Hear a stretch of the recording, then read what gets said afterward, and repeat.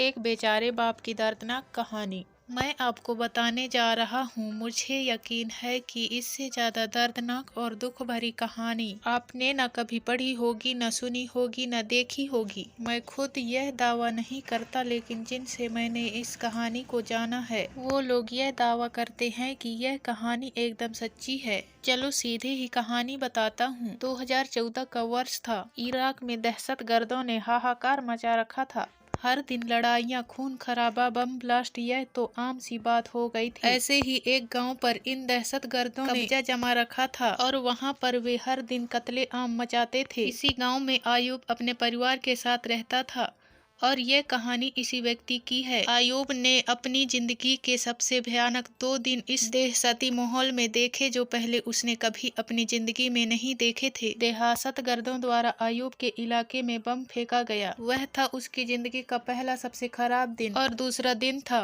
इसी बम हमले की वजह से उसकी बीवी का इंतकाल होना। दहशतगर्दों ने गाँव पर कब्जा जमा रखा था, इसीलिए ना चाहते हुए भी अपने 2 जुड़वा बेटों के साथ 2 सालों तक आयूब को इसी गाँव में रहना पड़ा। लेकिन अब दहशतगर्द और इराकी आर्मी वालों के बीच हर दिन की लड़ाइयों की वजह से वहां रहना और भी ज्यादा खतरनाक हो गया था। आयूब किसी तरह उस गांव से निकलकर अपना और अपने बच्चों का जीवन सुरक्षित बनाना चाहता था, लेकिन यह इतना आसान नहीं था, क्योंकि दहशतगर्दों को हुक्म मिला था कि जो भी इस गाँव से भागते हुए पकड़ा जाए उसे वहीं मार दिया जाए।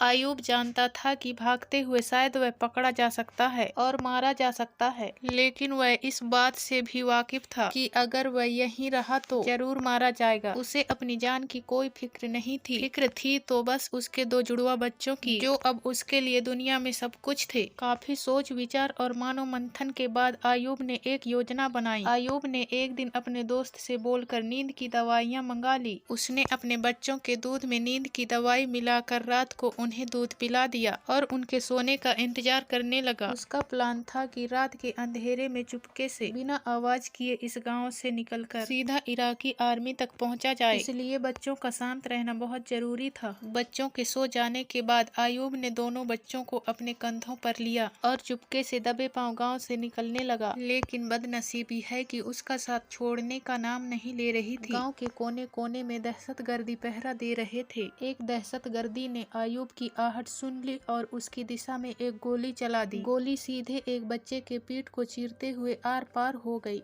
और आयूब के कंधे पर जा लगी। बच्चे की वहीं पर मौत हो गई। लेकिन मजबूर आयूब अपना दुख मनाने के लिए रुक भी नहीं सकता था। वह किसी तरह बचते बचाते आगे बढ़ गया और दहशतगर्दों की नजरों से ओझल हो गया। उसके धर्म के नियमों के अनुसार किसी भी व्यक्ति की मृत्यु हो जाती है उसे एक निश्चित समय के अंदर ही जमीन में दफनाना जरूरी होता है। अपने असहनीय दुख और रोती हुई आंखों के साथ आयूब ने अंधेरे में ही जमीन में गड्ढा खोदना चालू किया। जमीन रेतली थी, इसलिए वह बड़ी आसानी से गड्ढा खोद पाया। अपने बच्चे को दफन किया और दूसरे बच्चे को लेकर आगे बढ़ गया। थकान से बेहाल और दुख से बेजान आयूब आखिरकार इराकी आर्मी तक पहुंच गया। जो घटना उसके साथ हुई थी उसने उसकी आजाद होने की खुशी खत्म कर दी थी। आर्मी वालों ने जब उसे अपनी तरफ आते देखा तो उनमें से एक ने दौड़कर उसके कंधे से उसके दूसरे बच्चे को लिया।